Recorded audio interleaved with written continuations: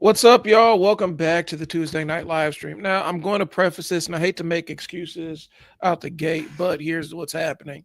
StreamYard's been acting a fool today.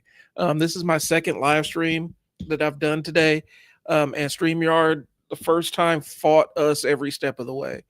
And it doesn't look like it's getting any better. So, Facebook, if y'all can't see me when I restream this, I apologize in advance. Um, and so if you follow me on Facebook, I've been talking about what I wanted to live stream about for about a week now. And a lot of it has to do, um, I've given name to my pain, and it's RFK. So that's kind of what the bulk of this episode is going to be about. And then I also, I got the hookup. I know how to get the comics before they drop, and so I've already peeped a lot of the new Absolute Batman, and so that's 100% going into the next segment that I'm going to do after this RFK mega bitch, because I'm about to really just go off on RFK and riff on this for a little bit. But before I get started, a couple of things, just some housekeeping things I got to get off my chest. Um, an observation that I'm making, more or less. I am convinced that Twitter is the worst place on the internet, and possibly the world, like possibly the planet. I know that there's a lot of, and I don't want to minimize anybody, it's human suffering or anything, but from um from the concept of communicating with one another, from the discourse part of the world, Twitter is the worst place on the planet from a discourse standpoint. Everybody you're talking to is either a bot that's out there to troll you, somebody that's fishing for engagement, or a Nazi. Like, you don't really get much leeway. You don't get much anything past that. Like, either you're talking to a bot on Twitter or you're talking to a Nazi. And I'm realizing that a lot of my consumption of that platform, and I loved it. I loved it when I first started. But I'm realizing a lot of that, my consumption of that platform is putting me in a bad place. And so I'm on Threads, and that's probably where I'm going to be doing a lot of my discoursing. A lot of my conversations and stuff used to be where Twitter was kind of the spot to go. It is not. What's happened is we've allowed, basically, because Elon is essentially just a troll. Like, that's really what his MO is. He's an internet troll. And so he has kicked open the door for all the other trolls to have a platform, and they're going to overwhelm you and blitz you with their troll shit. And you don't know next exactly who believes it or not. Some people take extreme stances on Twitter just because it spikes their engagement, because they can get people arguing with them and stuff. I just saw a post basically saying that To Kill a Mockingbird was To Kill a Mockingbird was anti-white propaganda.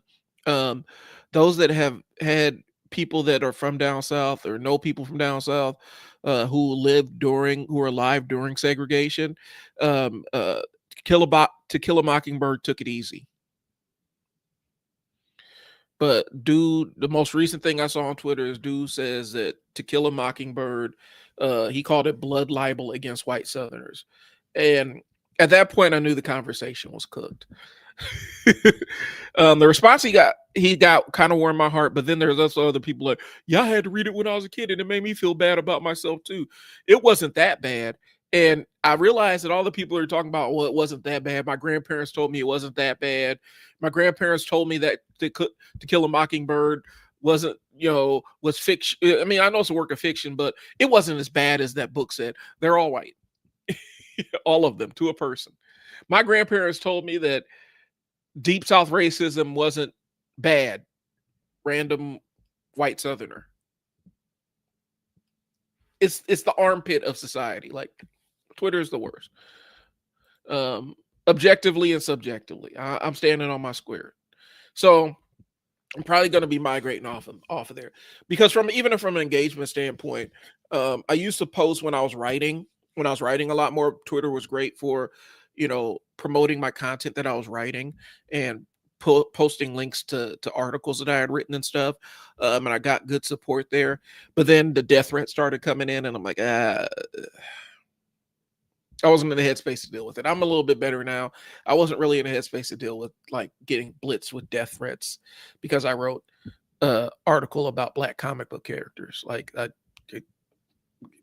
Anyway, so that's my take on it. I'm probably going to be exiting my Twitter. I'm not going to be closing it out anytime soon, but I'm probably going to be decreasing a lot of my my interaction with it outside of promoting my own stuff. But I'm probably going to be moving a lot of my stuff to Threads, just because Twitter is kind of it's outlived its usefulness for me, and it's just a place that just puts me in a bad headspace. So there's that.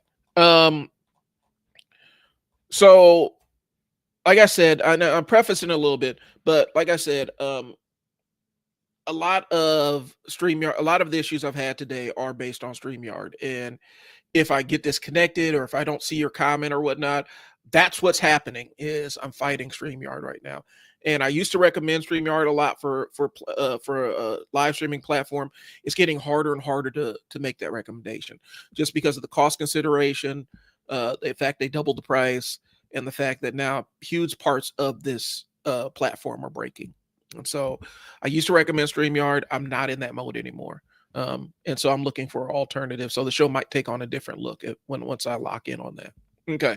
So tonight, as I promised, this is going to be, it's kind of a revisit. I'm revisiting some stuff I had about RFK, to be really honest with you, because I've done this live stream before, but I'm adding some nuances to it because what I'm seeing is our entire public health policy is basically built on this Joker's confirmation bias.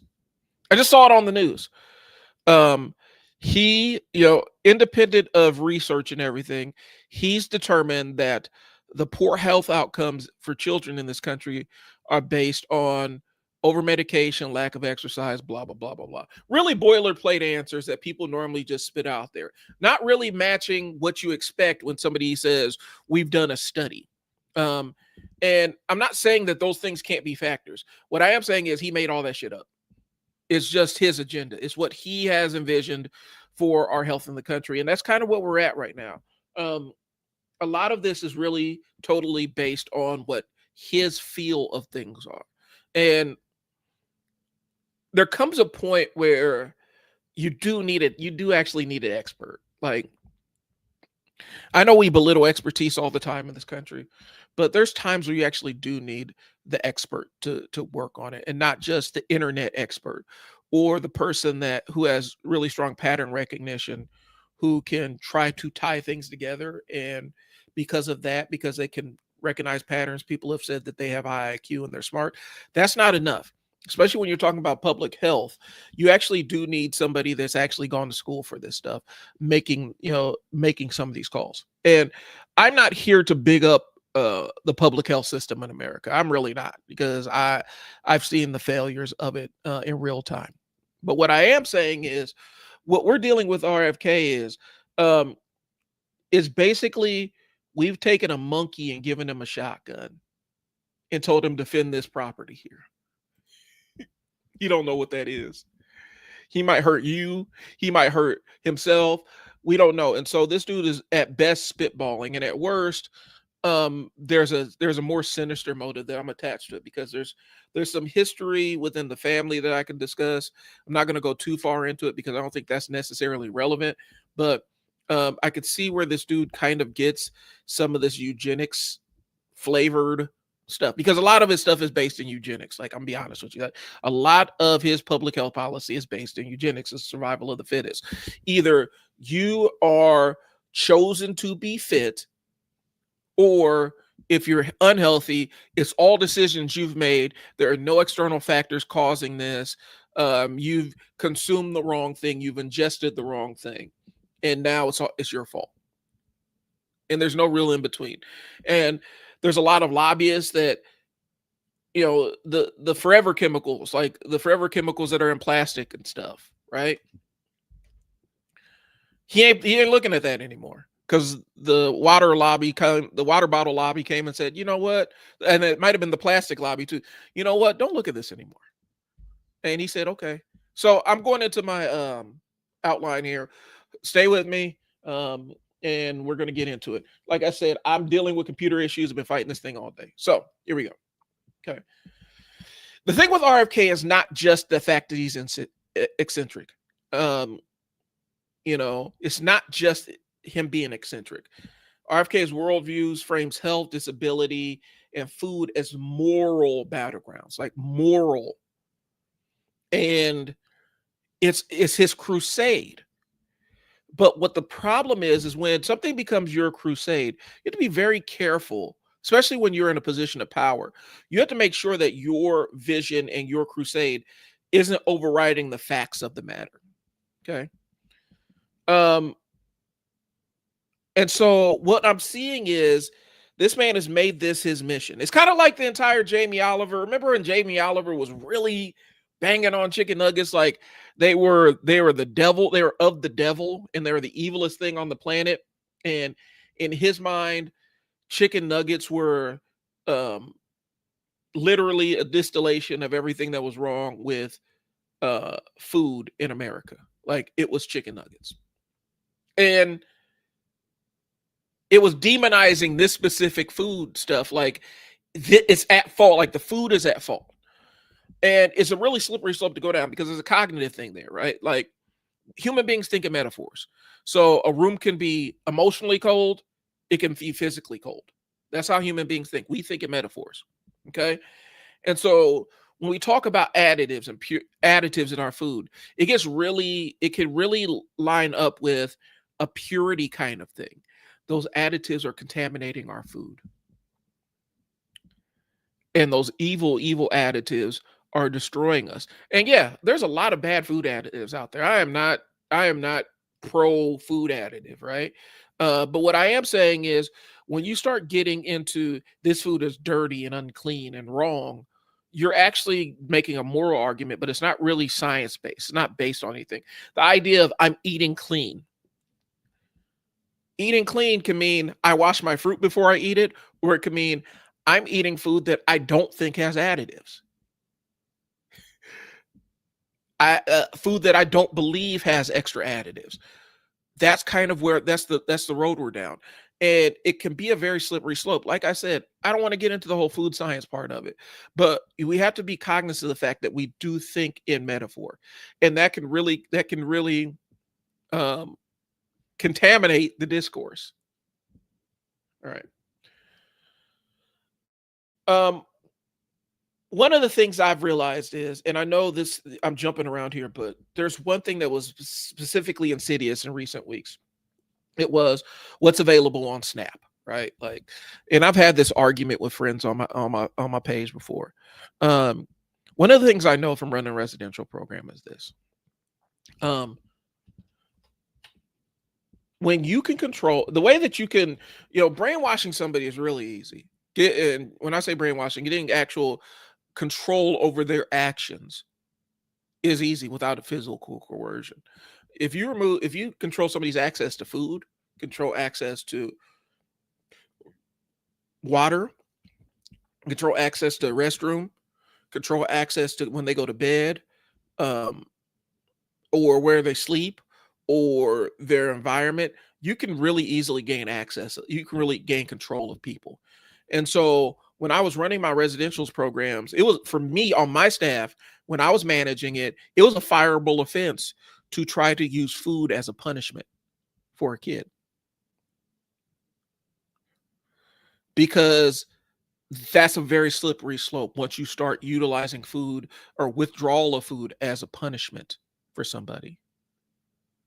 And so to gain control over people, you only have to really control a couple of things: access to food, access to water, access to restroom.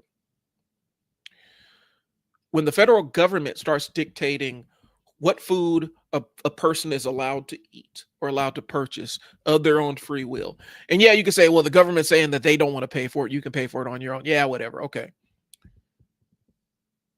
When you try to dictate that, that leads to some very slippery slopes, because you can gain control of a population of people really easily if you just cut off their food supply, or you artificially limit what foods they have access to. We're seeing it playing out somewhere right now.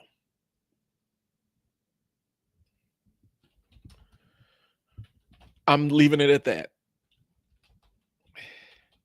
But we're seeing what happens when a government enforces control and artificially limits somebody's access to food. That is how you control people. And so the moral arguments that they make about this tie into the food that RFK does not like. He says that you cannot have. The food that he does not like, he says that you cannot have. The food that he likes, you can have plenty of it. You can have plenty of, what is it, beef tallow? Is that the thing du jour that they're pushing? Is beef tallow? You can find, like, I guarantee you, if you probably look at the way that they have this food program set up, you probably can find a lot of beef. Like, there's probably allowance to have beef tallow as a cooking oil, because that was the du jour thing in the Rogan sphere, is utilizing beef tallow to fry everything. The food he doesn't like are not allowable. The food he does like are perfectly fine. Okay. So it's not gossip. It's about how his worldview treats health, neurodivergence, and food as moral battlegrounds. And we're making a moral argument based on what people eat. Again, I've seen in the residential programs, if you control food, water, rent, shelter, you can control a population of people. Scaling that is ridiculous. Scaling that on a societal standpoint, if you can control an entire segment of America's food, you can really easily gain compliance with them. That's a grim picture. I know it is. So, all right, we're jumping into this. So my first issue is RFK, and this is the one that I spent the most time on last time I did this stream, and I need to make sure that I'm still live because, StreamYard has been acting a fool. Here's a quote. I quote, and I'm not going to do the RFK voice because it'll make my throat hurt, but autism destroys families. These kids are kids who will never pay taxes. They'll never hold a job. They'll never play baseball. They'll never write a poem. Never go out on a date. Many of them will never use a toilet unassisted. He really said that. He's decided that autism is a completely and totally dread disease that literally makes their entire crops of useless human beings out there, in his own words. Now, I know several autistic individuals. Some of them are holding down jobs. Some of them have advanced degrees. They're playing sport. They played sports. They did all the normal benchmarks of growing up. In his worldview, that's what autism is. Are you seeing where the problem is? Because our public health policy is completely subservient to what his opinion is of things. And this is what his vision of autism is. It's not a person that experiences the world in a different way. And they may have to have adjustments or things change so that the experience isn't overwhelming or harmful to them. It's, in his mind, it's profoundly disabled people. That's what he thinks autism is. Now, I'm not going to go into the fact that basically the Kennedys lobotomized one of their kids because she probably was, it sounded like she was autistic coded, and they lobotomized her and really made her completely profoundly disabled. Not going into that, but I'm thinking that might play something into it because he was in proximity. He was pretty close to that. Okay. But yeah, it's a real quote. He's basically said that autistic people are useless eaters. Take that how you want. Another quote. Autistic people will never pay taxes. I already said they'll never pay taxes, play baseball, date, or have a job. He's trying to use language to shock and incite people. This is lawyer shit. Like, lawyers do this. Like, he's utilizing the language and his use of language to stir people up and stir up their emotions. And so if he can paint this grim, dire portrait of regular human beings with autism, if he can create this super dire image in your brain, then in his mind, you're more likely to side with him. This is lawyer shit. He's a lawyer. This is what lawyers do. They utilize words to get to persuade people. Okay. And he's made this his death ground. Okay. The problem with it is it dehumanizes autistic people and frames them as burdens instead of human beings with potential.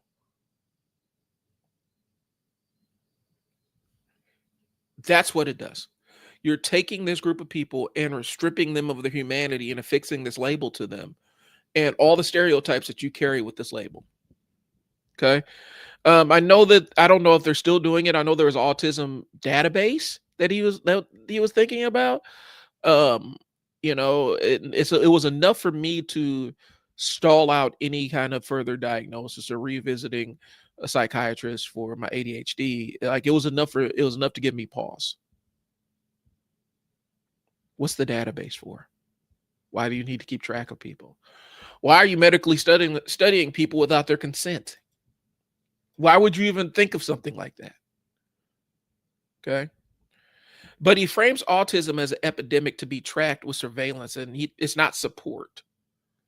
Like in his mind, an autistic person who experiences the world differently is, in his mind, they're useless. They don't have value. That's the language that's being invoked here. Okay. This is why I have an issue with it. The work farms, the work camps for mentally ill people, we're going to get into that. But it's starting to paint a picture. Okay. When I say eugenics based, there's a lot of survival is the fittest kind of shit in his language. Okay. His quote is very, very difficult for measles to kill a healthy person. We see a correlation between people who get hurt by measles and people who don't have good nutrition or don't have good exercise regimen. So a lot of those kids that were stricken blind by measles when before the vaccine came out, it was their fault. That's what he's saying. It was their fault. Those kids made poor life choices. A lot of the people who died of measles before we had a measles vaccine, it was all their fault. That's what he's saying. That's what the language is saying. It was because it was a moral judgment because morally they had the audacity to be immoral and have bad health, which is not provable. You can't prove that. But he said it. The people that in his world, the people that were harmed or injured by measles or died from measles, they deserved it in his worldview. The way he's phrasing it, and you can pull all these quotes, the way it's phrased, it's their fault. They should have prevented that. This is the Darwinian kind of survival of the fittest stuff, right? Like where if you live, the healthy live and the vulnerable die. And there should be no accommodations made to vulnerable people because if they made themselves healthier, then they wouldn't be vulnerable. Sorry, you should have been born more healthy. There's literally no proof that, yes, pre-existing health conditions can absolutely, if you catch measles, pre-existing health conditions can absolutely cause issues. But measles has harmed a lot of really healthy people. Like the virus doesn't know, oh, well, you went to the gym this morning. The virus don't care. The virus doesn't say, oh, this guy goes to the gym all the time. So it doesn't care. It attacks your internal organs. You don't have any control over that. Okay. It shifts blame for, and here's the other side. There's also some systemic inequities that align with that. They give people poor health outcomes. I've talked about it. I've talked about North Omaha and talked about Omaha specifically, but look at any major city in the country, most major cities in the country, I should say. Where's the freeway system and what does it cut through? What population of people is inhaling all those car fumes? Whenever there's some kind of industrial plant or something, where is it situated? If it's in a city, what neighborhoods is it? What neighborhoods is it? We got a big pile of coal in Omaha. There are entire tracks in North Omaha that that they had to do they had to actually pull the lead because there was so much lead in the soil that it was unsafe to even exist near. All that's in North Omaha. North Omaha is a historically black part of town. A lot of times when cities do their planning, the industrial stuff, the business stuff, the stuff that will cause pollution or actually will harm people if it's in a major city is going to be in the poorest neighborhoods. Because those people can't afford lawyers to take stuff to court.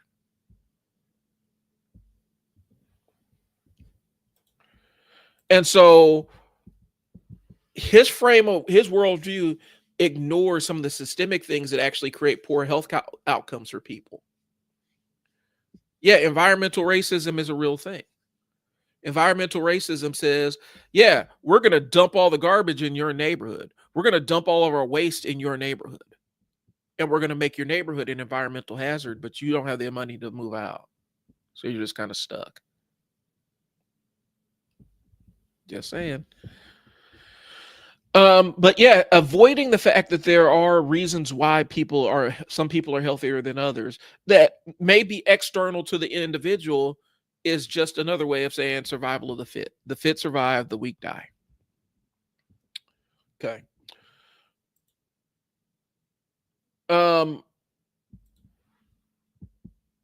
Wellness camps.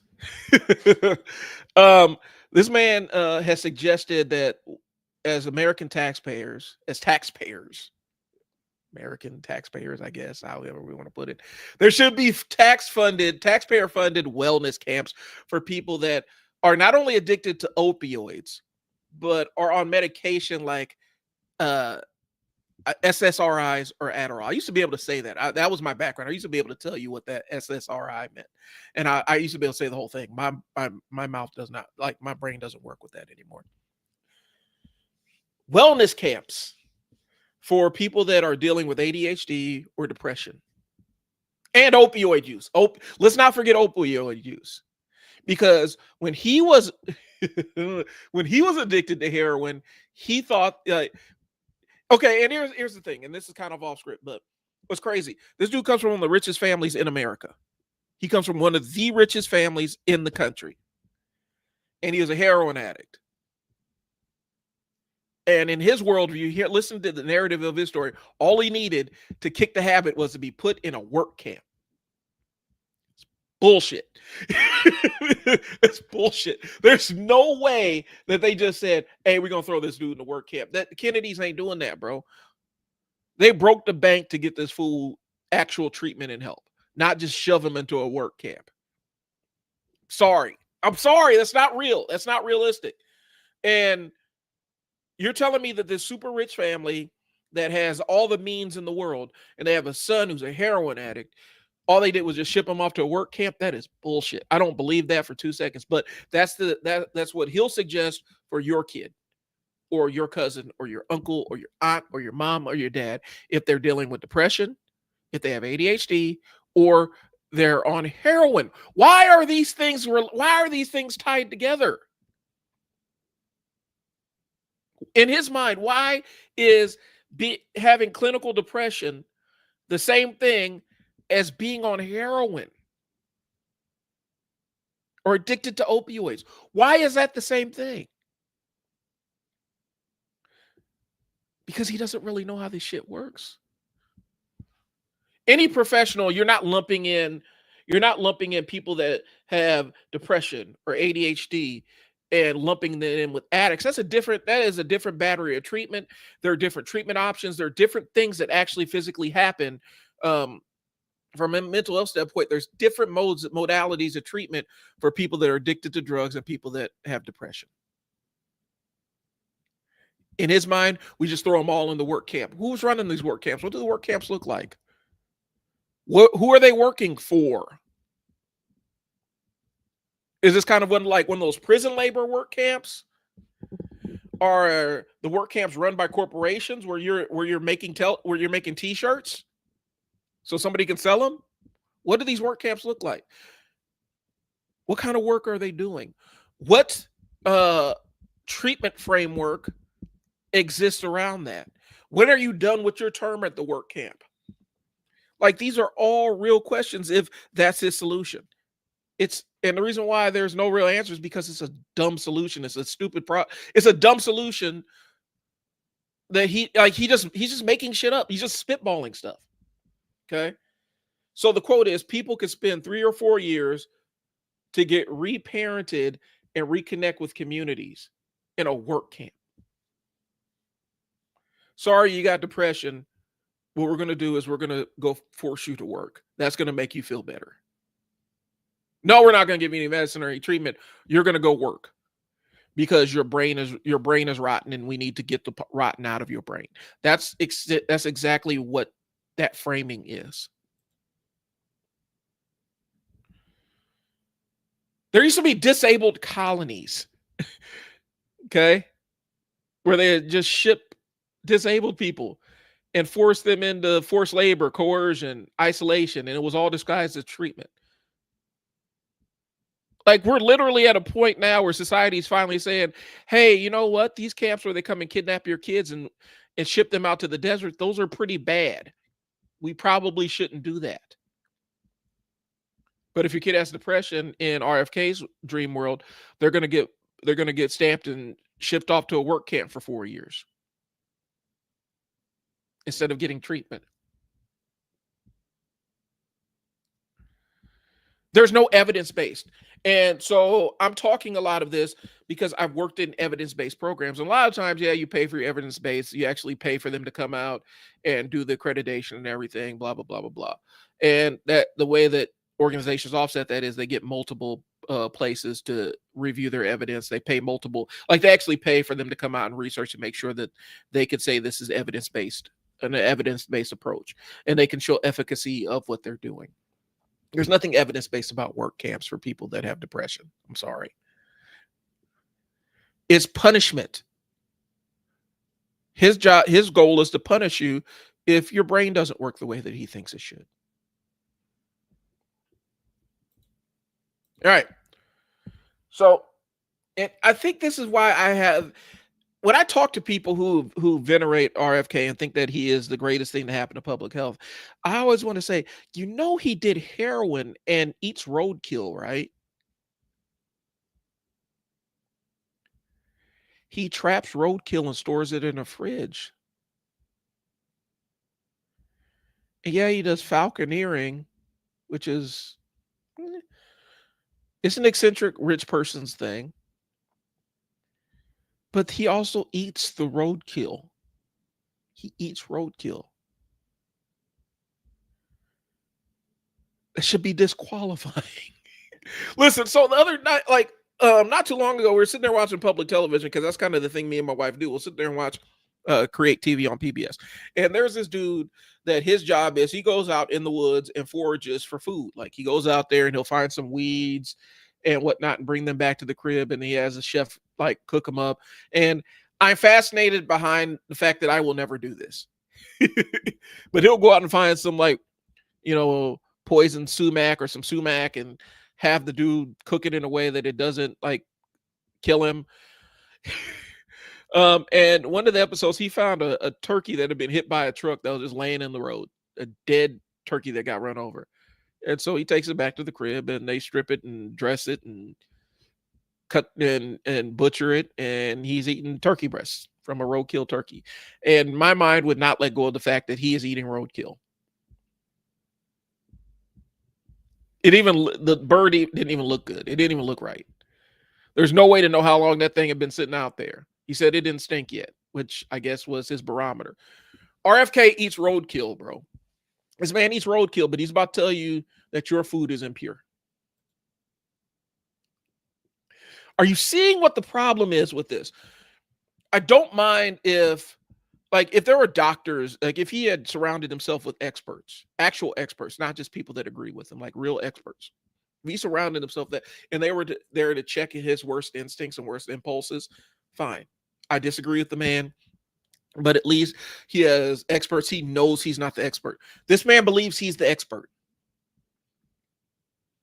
He believes that he knows more than every single doctor, every single medical professional who's ever worked it, who's ever gone to medical school. He thinks if they don't agree with him, they're wrong. That is a dangerous level of confidence to have when you're controlling so many people's health outcomes. You determine what batteries of treatment. You are actually in charge of dictating what treatment is legal for people to have.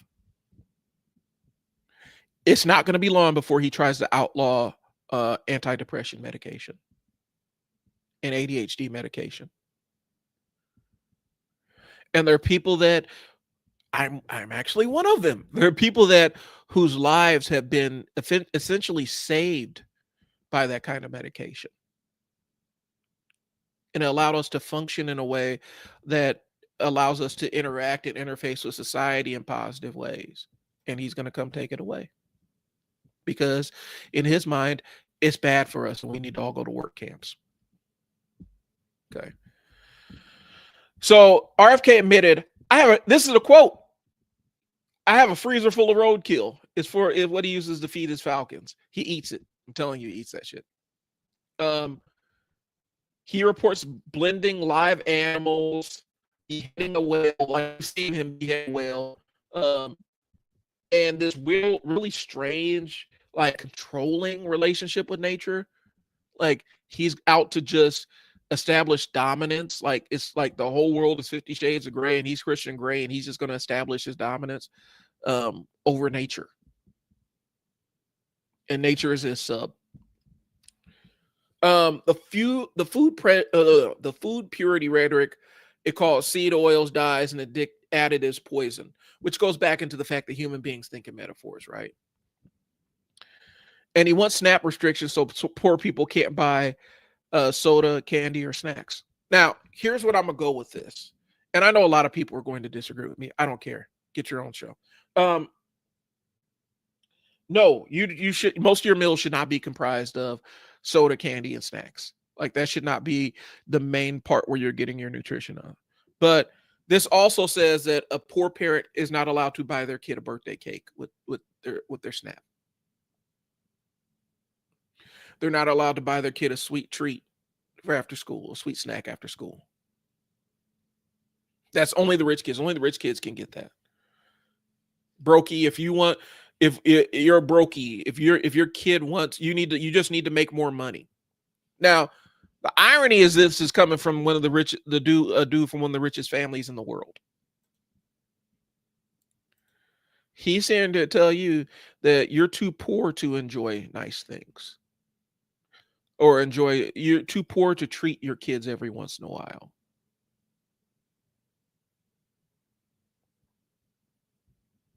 That's where we're going with it. This is classism, y'all. And I'm not saying, oh yeah, we need to be able, SNAP recipient, but people should be able to get the choice of what they purchase with their SNAP benefits.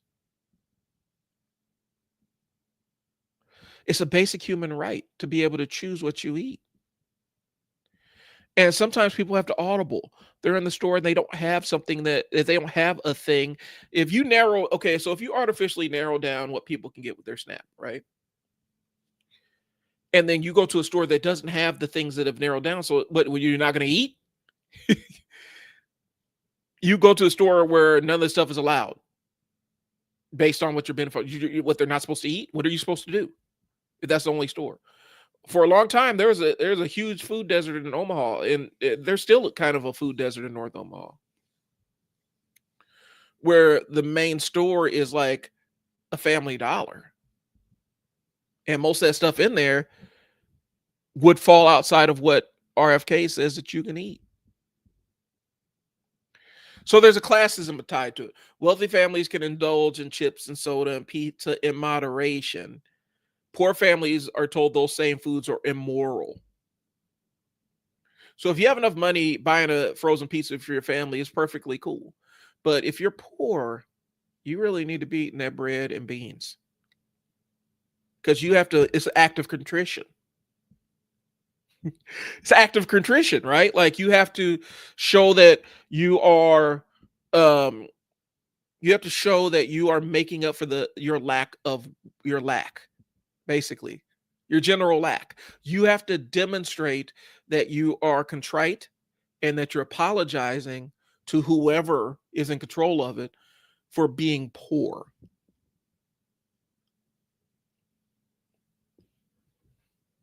You may not like the fact that people drink soda. You may not like the fact that people eat candy. You may not like the fact that poor people sometimes will use their use their SNAP benefits in ways that you don't agree with. It's not your fucking decision. Well, I don't want my money paying for that. Their money's paying for it too. They're paying taxes just like you are. Okay. So the example I go with is a SNAP parent wouldn't be able to buy a birthday cake for their child's party. Sorry, kid, you just have to enjoy the new paradigm of you don't get to have birthday parties with cake anymore. Sorry, here's an apple. Enjoy. You and your friends can split this apple. Okay? I'm not putting the moral judgment on what food is good and what food is evil. What I am saying is the government's he's trying to physically do that right now. He's trying to dictate what food is good and what food is evil. And the insidious part is there is a lot of lobbyists that are actually putting money in his pocket for him to make that level of determination. So if you're poor, you get beans and rice. But if you're rich, you get to have pizza and a cupcake every once in a while. It's not about health. It's about stripping poor people of their joy and autonomy. It's about controlling people. There's a weird paternalistic attitude in this country that people that don't have must deserve it in some way, shape, or form. And I think I talk about this later on. I do. But there's this paternalistic attitude in this country that poor people somehow deserve their poverty. And as a result, it's a moral failing that they don't have money. Okay. So the elephant in the room, poverty as a moral failing. One side of U.S. politics frames poverty as laziness, bad spending, lack of discipline, whatever, however they want to spin it. You're poor because you deserve to be poor. While we have money because we deserve to have money. That's kind of how it's always been in this country. It's always been framed like that. As long as I've been alive, at least. If you're poor, it's your fault. But if you're rich, then I did everything to be rich, right? It's the weird Starbucks latte argument. Like, that money if you save that money that you spend on Starbucks, you would be a millionaire by the end of. It's ridiculous. If poor people stop buying and indulging in things that other people indulge in, if they would stop treating themselves occasionally, then they wouldn't be poor. That is a rich person talking to you. If somebody's saying that, somebody who's never experienced like real poverty. I'm not talking about I was a rich kid and then I went off on my own and I had to be poor for a while. Kind of poverty. I'm talking about somebody who actually grew up in poverty and had to learn how to survive poverty. A lot of people I talk to, that you had a great parent if you, as a kid, you never knew that you were poor. And for a long time, I didn't know we grew up poor. The first realization was when I'm sitting there in 8th grade talking. I'm about to date myself, guys. Sorry. When I'm sitting in 8th grade talking about my Nintendo, and everybody's like, "You got a Nintendo? You don't have a Genesis?" No, I got a Nintendo. This guy still has a Nintendo. You got to get Super Nintendo or Genesis. I didn't get the Genesis until almost end of life for it. And by then, the PlayStation had rolled out that next year. And that was like my entire Christmas. I got a lot of toys when I was younger because the toys were relatively cheap. But as I got older, it got whittled down to the point where it might be a couple of things, which is cool. A couple of big things, and it was cool. But my mom did a really good job of disguising the fact that, yes, there were some times where she would say, this bill's just got to ride for another month and I'll catch it up later. But at the same time, I didn't grow up as poor as some of my other friends I grew up with. But there's a certain commonality that you learn how to adapt to things. And RFK is a child of privilege. I'm not sugarcoating this. I'm not being hyperbolic. This is one of the richest. He came from the richest families on the planet, but he's going to tell poor people what they should be doing with their lives, having never experienced it, ever. This man has been sheltered from his own decisions for his entire adult life. He's been sheltered from his own decisions. Drug addict. There's a good chance that he drove his wife to harming herself and ending her life. He's been accused of sexually assaulting a babysitter. Like, there's multiple things that for whatever reason he's just said, I didn't do it, and nobody ever looked into it. His wife literally wrote a letter. If something happens to me, I didn't do this to myself. And she was dead. So RFK's child of privilege, born into one of America's wealthiest and most powerful dynasties. This is a dynasty, not just a family, a dynasty. Kennedys have had money forever. This man has never faced food insecurity, but he dictates what poor families can and cannot eat. This is weaponized privilege. He's telling poor people what they're not allowed, he's never faced a day where he was hungry and couldn't afford food. But he's going to tell these poor people this is what you're morally allowed to eat. And I'm helping you because I know better than you, dude. Okay? Someone who's never had to worry about where their next meal was coming from is going to tell SNAP parents that they don't deserve a birthday cake for their kids. That is insidious, y'all. And I don't care how y'all frame it. Y'all can argue with me, fight with me about it. Oh, cake is bad. They ain't supposed to be eating that stuff anyway. Fine. So you can believe that, but nobody eats birthday cake every single day, right? Like that's a ridiculous framing of it. Every once in a while, people would like to enjoy things that they enjoy, and it may or may not be healthy for them. I know plenty of super healthy people that on their cheat day, they're going to get French fries or whatever, just to indulge themselves just a little bit so they can have something a little bit nice. But you're telling poor people you're too poor to, even no matter how well you manage your money and how well you're able to make things work and make ends meet, you're not allowed to go. You're not allowed to use these benefits to get a birthday cake. It's ridiculous. So here's the thing, and this goes into a thing that's not necessarily tied to RFK. It's political. Sorry, y'all about to hear it. So here's the thing, y'all. When we sit there and talk about framing poverty as a moral failing and everything, and there's a conservative argument. And so for those that don't know, when I talk politics, I don't necessarily talk about Democrats or Republicans.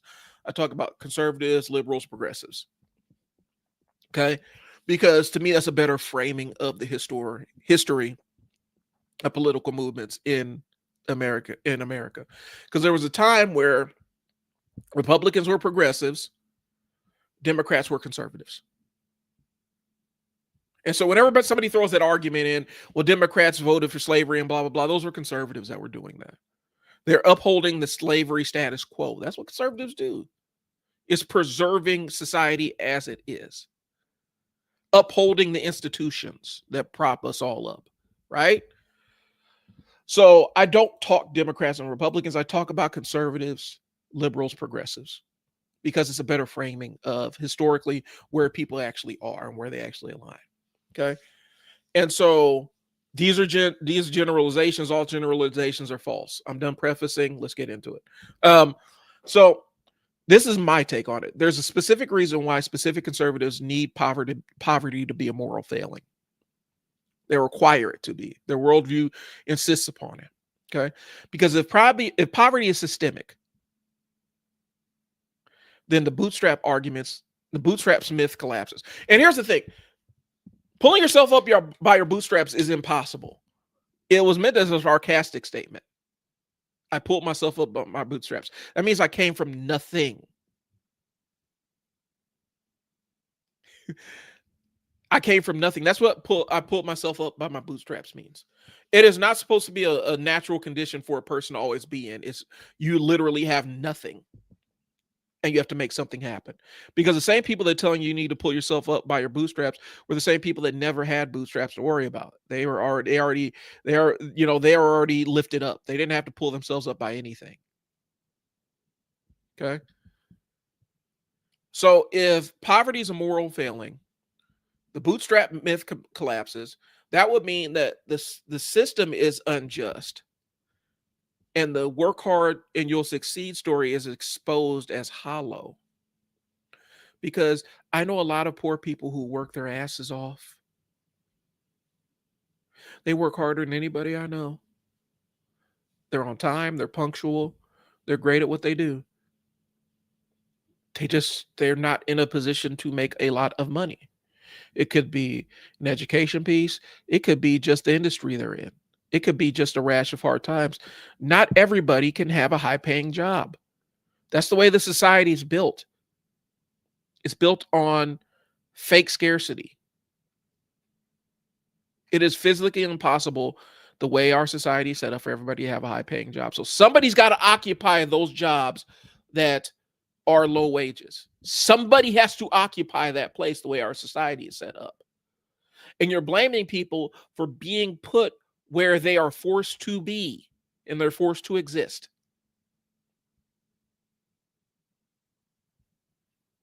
You're putting them you're blaming them for where they're forced to exist. And then you're belittling them for not being able to extract themselves from the place that they've been forced to exist in. Okay? To preserve the ideology, the poor must be blamed for their conditions. Like they have to be blamed for their lack of material goods, because that's the only way the argument holds weight. The only way that poverty can be a moral failing is if poor people are at fault for being poor. And I don't care how progressive-ish, or not even liberal-ish, because that's not progressive, how liberal-ish RFK stances were. His actions mirror that logic. Poor people are framed as irresponsible, and so the state must make the decisions for them. I mean, y'all against big government, but you don't mind when government dictates when government dictates life for people that you don't necessarily like. Pull yourself up by your bootstraps was originally sarcastic. It is an impossible action. Over time, it became a slogan for self-reliance, but it's physically impossible. Busting this myth also busts the idea of pure meritocracy. There is no such thing as pure meritocracy in this country. There isn't. Because if there was pure meritocracy, everybody would be born with no money in the bank. Their parents everybody would start at zero. And some people do not, a lot of people do not start on zero. Yes, some people earn their wealth, but a lot of people inherit that shit. And we got to stop pretending like that's not the case. By way of birth, they just inherit a big pile of money. It just drops in their lap. Did they earn that? What did they do to earn that? Society pretends that inherited wealth is just as virtuous as earned wealth. I don't care. It's all wealth. It don't matter to me is what I'm saying. But we cannot bullshit ourselves and delude ourselves into thinking that inheriting a big pile of money is the same thing as somebody going out and earning a big pile of money. It doesn't work like that. RFK didn't build his platform. He inherited it. Who would he be if it wasn't for his dad and his uncle? Or anybody else in the Kennedy family? Who would he be? He'd just be a heroin addict who eats roadkill. But he moralizes about poor people's choices, imposing limits on what they can eat. He's shielded by meritocracy, right? He is the embodiment of inherited privilege, bro. And he's sitting there lecturing poor people about personal responsibility. And his life choices, does this man have great judgment? Look at what he's look at some of the things that he's jammed himself up in. Is this man a paragon of virtue? Does he have a fantastic judgment? Here's the thing. I know black folks that dabbled in drugs and heroin and crack and all the other stuff. The difference is they didn't have a billionaire, a family that's worth billions of dollars to send them to the finest treatment programs in the country, and then kind of scrub all the public records of the shit that they did, of all the vile shit that they did when they were drug addicts. It doesn't work like that. So I'm running long, so I want to kind of buzz through the rest of my stuff because I actually don't want to talk about this in my entire stream. So we do need to look at there's a lobbyist influence in healthy standards. Healthy is defined by lobbyists, not by science. That's been the way for a while now. And it ain't changing now because the lobbyists slide him some money and all of a sudden the food that he's been demonizing this entire time ain't so bad. Ain't so bad. Dairy, sugar, corn, meat industries dictate food guidelines and federal programs. That's been that way forever. The U.S. food pyramid was shaped by industry, not by nutritionists. Sorry, y'all. And he still moralizes to families. Like a lot of the food industry, and it's a double-edged sword, right? Because a lot of the stuff that is pushed as the food that we need to be eating is because of a lobbyist. I remember the entire story about bacon and the marketing campaign behind eating breakfast in the morning. I think it was either the bacon, the pork industry, or the eggs industry that pushed that. And it just became part of eating a good breakfast in the morning is just part of a healthy lifestyle. And that just became the thing. But it was built on a marketing campaign. Look it up. I'm not lying about that. Look up breakfast, the campaign behind marketing breakfast as the most important meal of the day. You'll find it. It was a marketing campaign. It might have been the orange juice industry, to be honest with you. And I think it actually was. Autism rhetoric, wellness farm, survival of the fittest, SNAP restrictions, bootstraps, myths, all have one worldview. Some people are fit and deserving, and some people are unfit and are irresponsible burdens who must be micromanaged and controlled. That's his worldview. The policy is built to have surveillance on people, to punish them and control those that he doesn't see as fit. They don't meet his standards of a fit, healthy person. So I have to control their choices. So for me, and these are my things, autonomy and dignity are non-negotiable. Okay.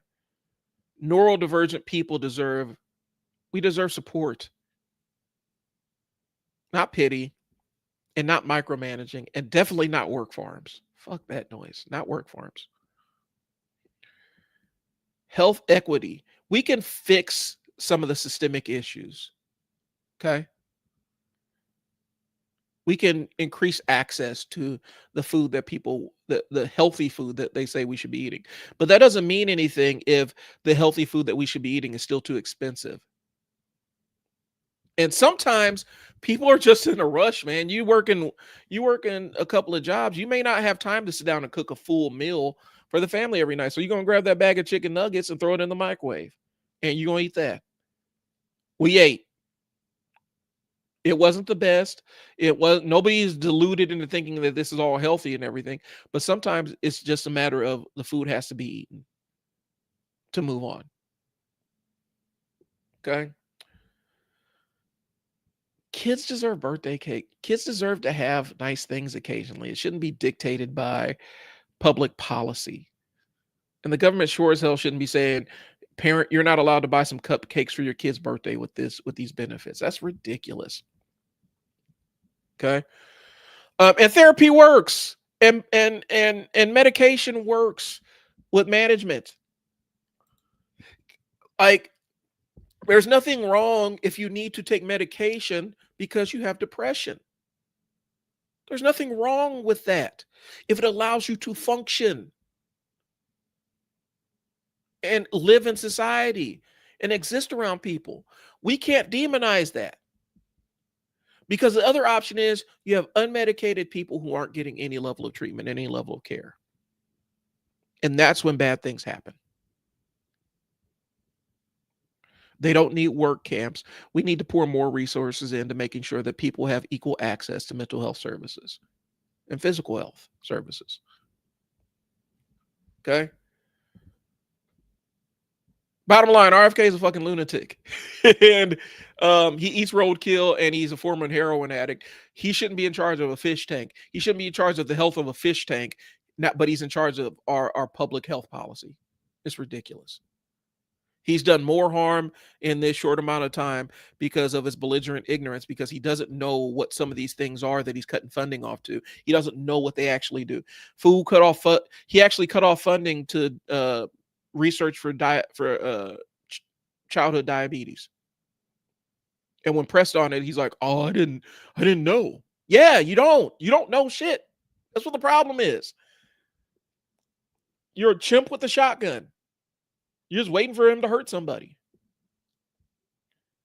Okay. So I'm done with that. I don't want to talk about that anymore. Like, I don't necessarily want to talk about making sure that I got all of my points out. Okay.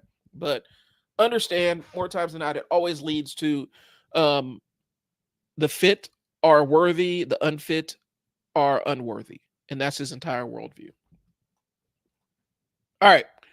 I don't want to do this anymore because it's actually bummed me out. Oh, I do need to talk about it. So here's the thing.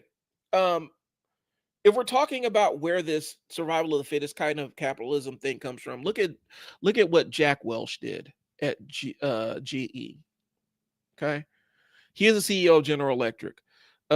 He absolutely 100% gutted everything that made GE a great place to work, so that he could, in the shareholder capitalism. So he basically stripped it for parts and made it so that the shareholders can get their value, get the most money as possible. And he did it by inflating the value of the company, which normally means stock buybacks. And so all these CEOs now are little baby Jack Welches. Fire the bottom 10%. We offshore everything. No benefits for anybody ever, unless it's CEO compensation. Okay. He's the architect of modern CEO culture. Okay. He doubled down on aggressive layoffs, shrank internal promotions. He's a lot of the reason why we don't innovate anything anymore. R&D budgets completely got slashed. GE used to be on the cutting edge of technology for a long time.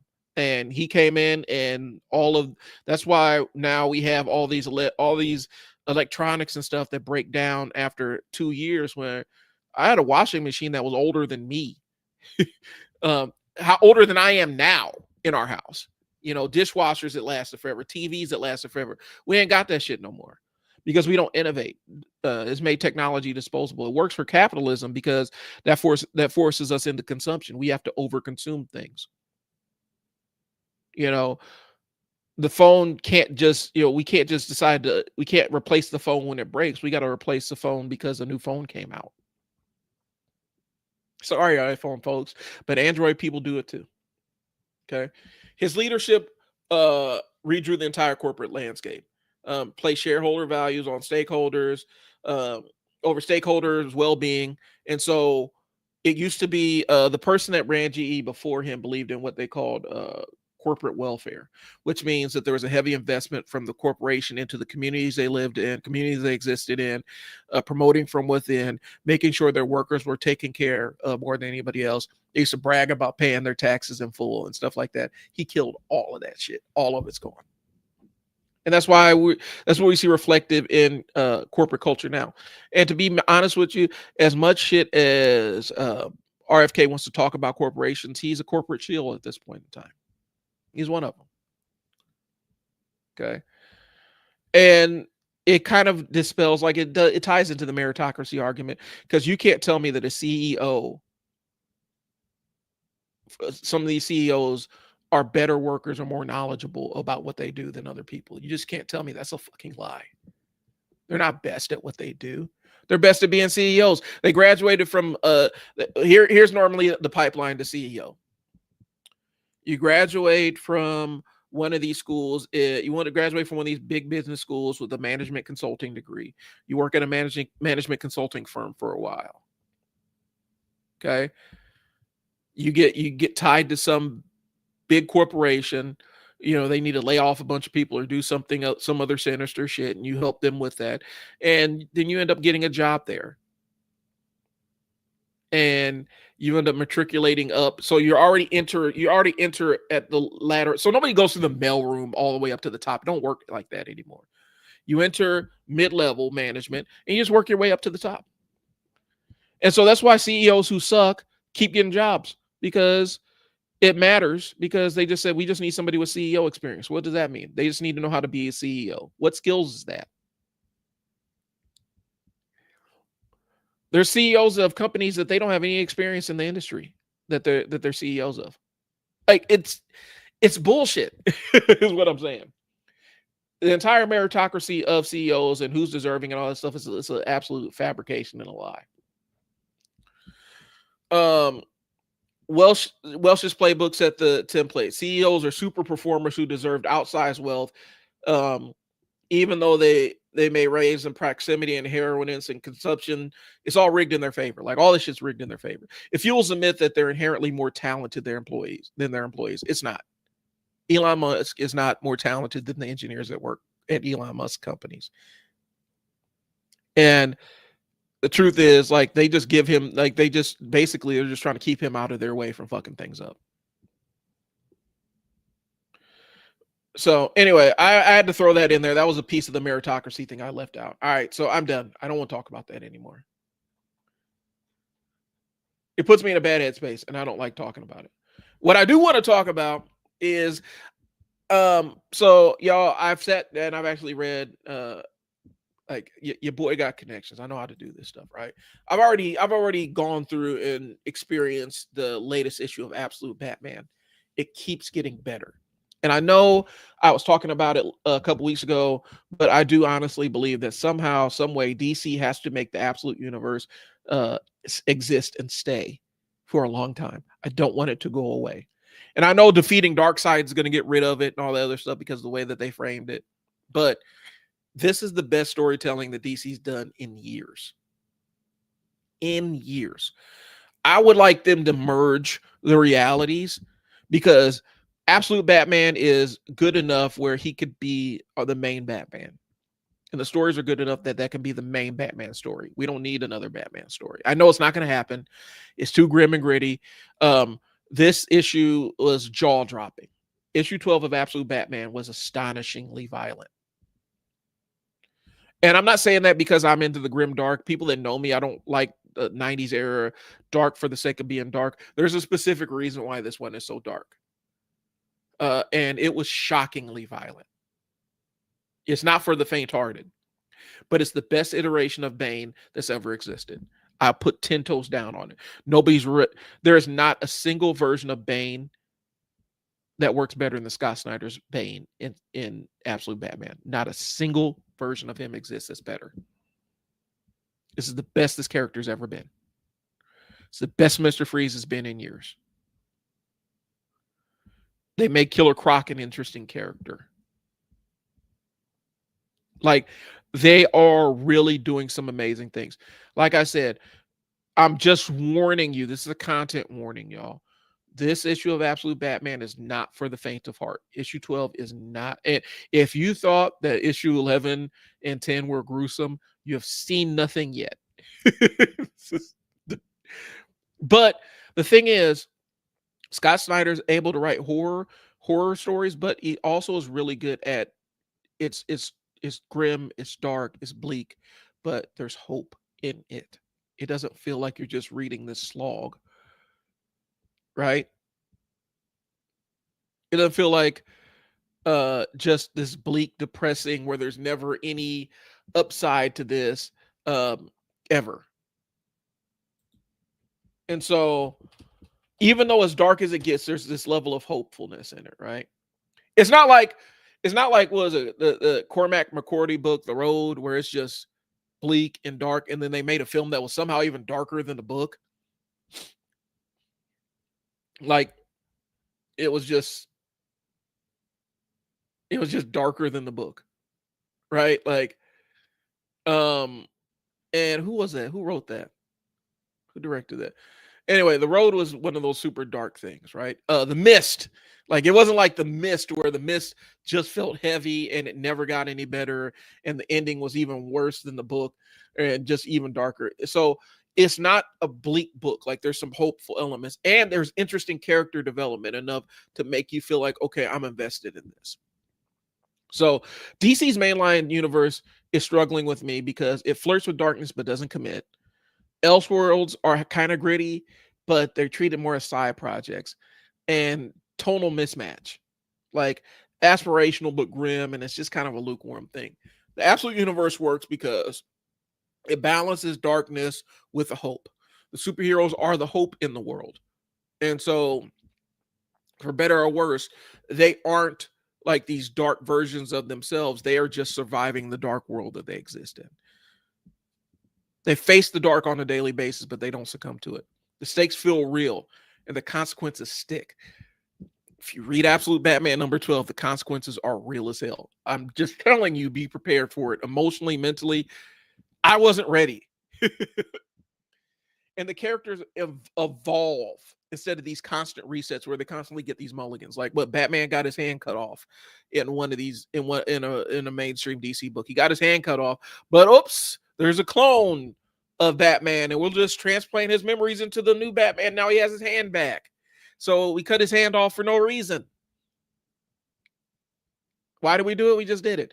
So I'm going to run down a couple of these Absolute books. I honestly believe the Absolute universe should be blended with the main DC universe so it can stick around because it's more interesting than anything they've done in years. DC KO was coming out, whereas Superman fighting Darkseid, and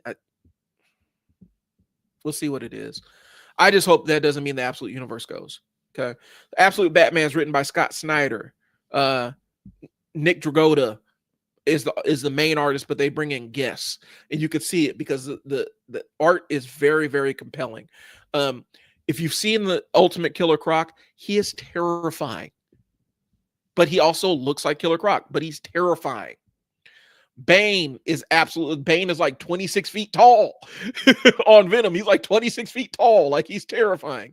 Batman is absolute unit. Okay. Like he's like 6'8", 450 pounds. So the difference is in Absolute Batman, Bruce Wayne is a 24-year-old engineer. He's not a billionaire. He doesn't have money. He comes from a middle-class background. His mom is alive. His dad was killed in a mass shooting at a school field trip. Okay. And his rogues gallery, his traditional rogues gallery, Stelina, Harvey Dent, Edward Enigma, Oswald Cobblepot, Waylon Jones. That's Catwoman, Two-Face, the Riddler, the Penguin, and Killer Croc. They're all his friends. Like they all grew up together. And it's pretty bad what happens to them. Just be honest. Issue 12 is just a punch in the face, bro. I thought what happened to Killer Croc what happened to Waylon was tragic, bro. Anyway, it's gritty, modern, and emotionally rich. Like there's a level of grit to it, but it's not grit for grit's sake. It's because the Absolute universe exists because it's a universe that instead of the god of the universe is Darkseid. So it's not the presence or anything like that. This is built of the essence of Darkseid. Okay. Absolute Wonder Woman. Kelly Thompson is the writer. Hayden Sherman is the artist. Wonder Woman was raised in hell by Circe. Okay. Her powers blend Amazonian with some dark magic stuff. Okay. She can shapeshift. She can transform. There's a lot of mythic horror in this, but it still captures a lot of who Wonder Woman is. Even though she was raised in hell, she's still a virtuous person and she fights for the weak. And it's really a good book.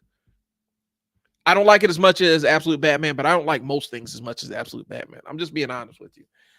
Absolute Superman by Jason Aaron and Rafa Sandoval. That's the artist. In this one, Superman's a teenager when he gets to Earth. He does spend some time on the Kent farm, and they do shape him in a way, but it's really interesting how they tell the story. Let me make sure I'm still alive. Okay. His parents are exiled, and so he spent time. He was raised by his parents, but they're exiled for warning of the collapse of Krypton. And when he crash lands, he has to deal with corporates. um, the one, it's not Raj Al Ghul, Vandal Savage's corporation that's running everything. And so that's the main enemy of the Superman book is Brainiac and Vandal Savage right now. And so he's a teenager when he comes. His powers are kind of tied to the cape. The cape is almost like a symbiote, like with Venom and stuff. Like in the Marvel comic was Venom and Carnage and all them have symbiotes. The suit is kind of that for a while. I don't know where they're going with it, but the suit kind of filters the sunlight and gives him power and keeps him from overloading himself under the yellow sun. And so Absolute Superman is 100% about class struggle and climate collapse and migrant identity. Like they're not pulling any punches with it. Absolute Green Lantern, Al Ewing. That's my boy from the Incredible Hulk, Al Ewing, and Janoy Lindsay. So Absolute Green Lantern is the one that was kind of a slow burn, but there are multiple lanterns. They have pretty much all the main lanterns that you're going to find that are in the present DC universe. Joe, Hal, John Stewart, Guy Gardner, Kyle Rayner showed up. Who's the other one? Simon Baz. Like all these guys are going to have been introduced in the book. And they have multiple lanterns, so the core looks different. The way that they do the colors, like I'm not going to spoil who's what lantern, right? Who represents what part of the emotional spectrum, but they're doing it in a different, interesting way because they kind of frame it initially as an alien invasion story, and these humans are trying to figure out what the hell is going on, and that's how we end up with Green Lantern powers and stuff like that. Really interesting, but it's a cosmic horror story, and it focuses on the paranoia after a giant lantern crashes into a small town and how the citizens react to it, and it bleeds into the story. But it's a horror story that meets superhero myth. If you're not understanding what this is, Absolute Universe is a horror version of the DC universe, but it's done better than what they did with Dark Knight's Metal and stuff, where they had the evil versions of the DC universe, but it was all grim and dark and bleak and everything. There's some hope, so it doesn't make you feel completely deflated. Absolute Flash is probably the one I have read the least, and that one's starting to pick up steam. It features Wally West, who is my Flash, like Tim Drake is my Robin, Wally West is my Flash. And unfortunately, I haven't been following that one as much, so I can't really speak on it. Jeff Lemire, Nick Robles. Jeff Lemire is the writer. Nick Robles is the artist. And so I need to go. I actually need to do my homework before I talk about Absolute Flash. Martian Manhunter is probably the most ambitious one, and they really nailed it. It's Dennis Camp and Xavier Rodriguez. The Martian Manhunter is a presence, a psychic presence, not a physical hero. And that makes the story super interesting. Okay. John Jones is actually a separate entity from the Martian Manhunter, but they come together, and it tells this really super surreal story that I can't even put into words how compelling it is. Now, if you expect action immediately, this is not your book. This is a story. You have to actually follow the story before you get into the action. But psychedelic noir, experimental, it plays around with your emotions. It talks about a lot of stuff with the human brain and, just a lot of pop psychology and stuff. It's a great book. I can't put it into words. I've read it and I can't put it into words what it actually is, but it's amazing. And so if you want a slow burn kind of story that's a mystery, I would go with that one. The reason why this line resonates is there's innovation in this. It's not the same old Batman. It's not just another spin of the same Batman. This Batman is markedly different than the main DC universe Batman. He's more violent. He's willing to break the law in ways that the other Batman would not. And he will maim you. He will absolutely maim you. He won't kill you, but he will absolutely wish you absolutely wish you were dead after dealing with this Batman. Superman has a moral allegory. They brought him down to earth a little bit. Yes, he still has these amazing powers, but he's learning his powers and abilities. He wasn't born with them. He's still learning them. He didn't have them from the time he was born. He got them when he was a teenager. Okay. Wonder Woman is really tied to myth and horror. And Green Lantern is tied to cosmic horror. Both of them are occupying different spaces. And Manhunter is super abstract noir. Like I said, I haven't read enough about the Flash to know about it. So the parts I've read are really good, but I'm not deep enough into it. But Absolute Batman is probably the best comic book from DC that I've read in the last 20 years. And I'm not bullshitting. Like it's that level. If you read one superhero comic, go read Absolute Batman. Pick up Absolute Batman. All right. So here's my little take on how it could happen, how this thing can work, how we can merge the Absolute universe with the main DC universe. Okay. DC already has the tools. They already got all the crisis energy. They got all these multiverse reboots and everything. They could easily find some kind of way where one of the heroes pierces the veil and make it a B character, make it somebody that you wouldn't expect, that pierces the veil into the Absolute universe and alerts the other heroes about what this is.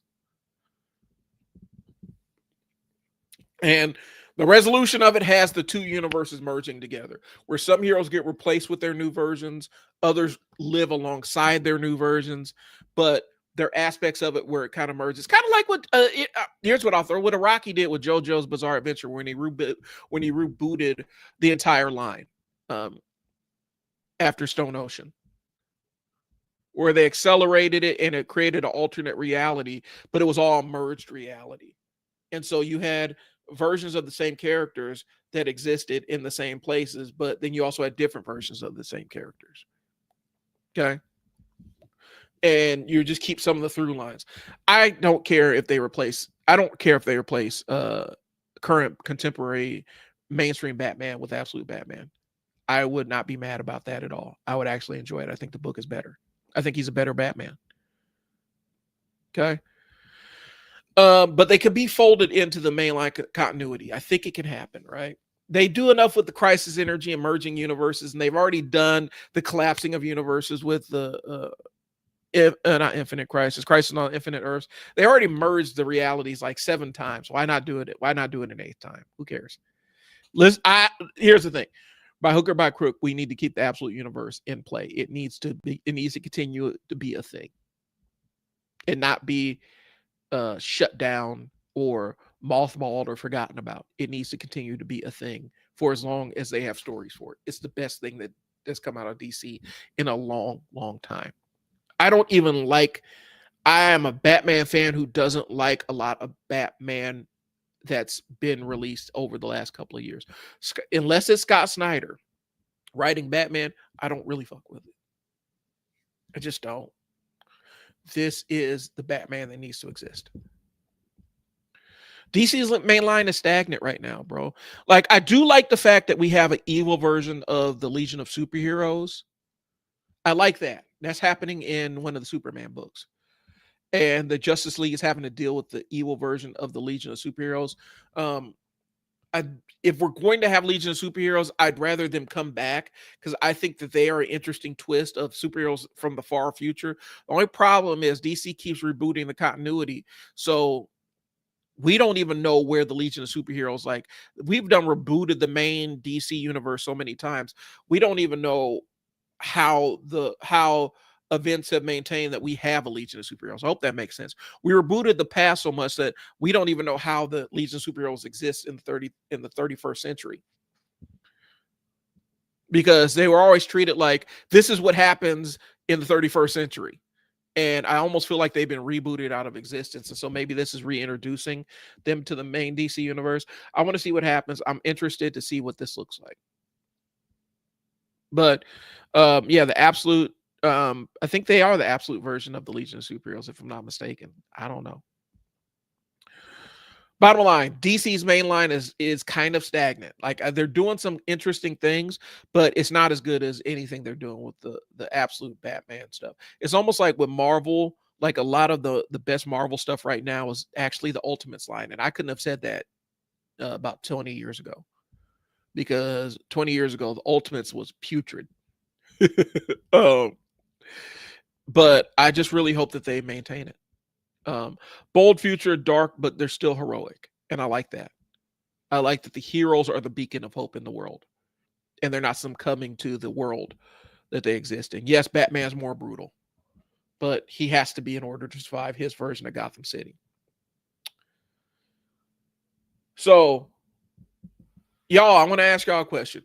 Would you rather have the Batman we have, regular bats, or absolute Batman in the main DC universe? I want to hear what y'all think, because I would be fine with it. So, anyway, I've been on here long enough. I've been hampered by computer issues. I got more stuff I want to talk about, but let's chop this up. And let's go ahead and wrap this thing up. Put a big beautiful bow on this thing. I do appreciate y'all tuning in. Let me know if you guys, hopefully you guys, I'm really hoping that you pick up, if you're a comic book nerd like I am, pick up Absolute Batman. I cannot recommend this book enough. Just prepare yourself for the fuckery you're going to see in this book. This book is messed up, but it's messed up in a good way. It's an interesting way. It's not messed up in the boring, we're just being dark to be dark thing. It's a really interesting book. So anyway, I do appreciate y'all. Thanks for tuning in. Thanks for joining me on this live stream. I will holler at y'all later. Talk to you later. Peace. Hey, before I get into it, I do have a Patreon page I'm gonna be launching. I keep mentioning it, but I keep adding content to it. That's gonna be launching. So that'll be the only place where you see these live streams in full. I'm gonna be hiding those. I'm gonna be taking those off of YouTube, or taking them out of public view on YouTube, and just having clips from the podcast or clips from the live stream on my YouTube channel. We're still going to be doing character issues. I have the one that I had to revise a couple of times, but that's going to be coming out, and I need to figure out what other characters I want to talk about. I'm probably going to be going back and digging through my old character issues archive so I can update some of the takes that I had written about some of these characters. So you'll see that. That's all I got. I'll talk to y'all later. Be easy. Peace.